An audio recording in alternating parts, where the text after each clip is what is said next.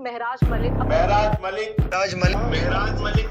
जी हाँ, महराज मलिक को अरेस्ट कर उन पे पीएसए भी लग चुका है, पब्लिक सेफ्टी एक्ट।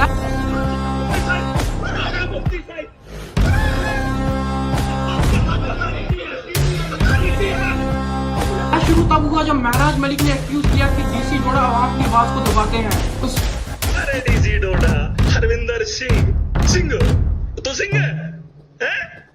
शर्म कर वे, शर्म कर। जा देख उधर, तूने किन किन का गला घोंटा उसको पहले। सवाल ये है, अरेस्ट क्यों हुआ?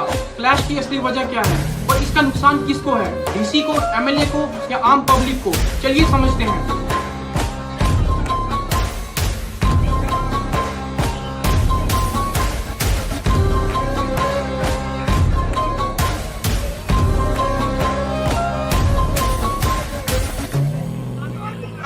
देश में महंगाई के खिलाफ कोई ना बोले, उसका ये जो थ्रेट था।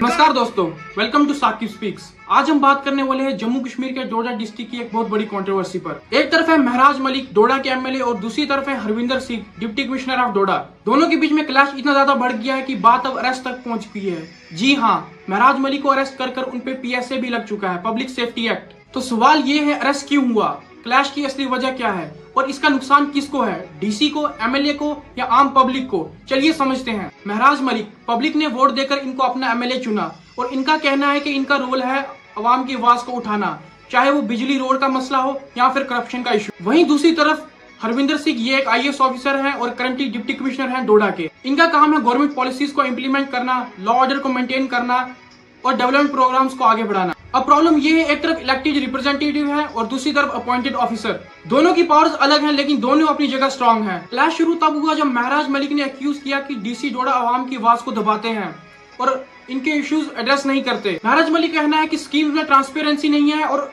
रिप्रेजेंटेटिव को इग्नोर किया जा रहा है। वहीं दूसरी तरफ डीसी हरविंदर सिंह का कहना है कि एमएलए बार बार एडमिनिस्ट्रेशन काम में इंटरफेयर करते हैं। उन्होंने बोला सिस्टम सिर्फ लॉ के अकॉर्डिंग चलेगा, किसी भी पॉलिटिकल प्रेशर से नहीं। यानी एक तरफ एमएलए बोलते हैं पब्लिक की सुनवाई नहीं हो रही और दूसरी तरफ डीसी कहते हैं कि एमएलए इंटरफेयर कर रहे हैं।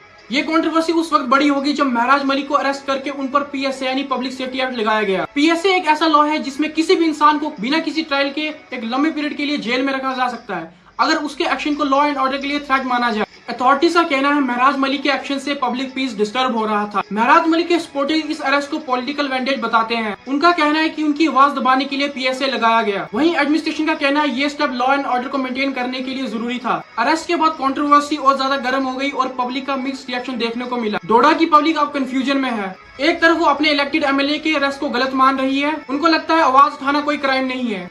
दूसरी तरफ कुछ लोग कहते हैं अगर एमएलए लॉ ब्रेक करे तो एक्शन लेना जरूरी है। जो भी हो, असली प्रॉब्लम ये है कि पब्लिक के इशू डिले हो गए, डेवलपमेंट प्रोजेक्ट स्लो हो गए, गवर्नमेंट स्कीम्स रुक गई और पब्लिक के बेसिक मसले रोड, पानी, बिजली सब पेंडिंग रह गए। ये क्लैश सिर्फ एक एमएलए और डीसी का नहीं है, ये एक बड़े इशू को दिखाता है, पॉलिटिशियन एंड ब्यूरोक्रेट्स के बीच में कोऑर्डिनेशन की कमी। ऐसे क्लैशेस इंडिया के अलग अलग हिस्सों में होते रहते हैं लेकिन जब बात अरेस्ट और पीएसए तक पहुंच जाए तो मैटर सीरियस बन जाता है। सिस्टम तभी सही काम करेगा जब दोनों ईगो साइड में रखकर कॉपरेट करें।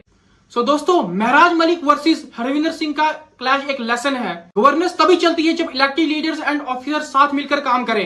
एमएलए के पास पब्लिक की आवाज है और डीसी के पास सिस्टम चलाने की पावर। अगर दोनों अपनी लड़ाई छोड़ दे तो डेवलपमेंट तेज हो सकती है, लेकिन अगर ईगो और पॉलिटिक्स चलता रहा तो रिजल्ट हमेशा सेम होगा, पब्लिक का नुकसान। अब आपको क्या लगता है, क्या महराज मलिक को अरेस्ट करना जस्टिफाइड था या उन पर पीएसए लगाना गलत स्टेप? कमेंट सेक्शन में अपना ओपिनियन जरूर शेयर करें। अगर आपको ये वीडियो पसंद आई तो like, share and Saqib speaks को सब्सक्राइब करना मत भूलें।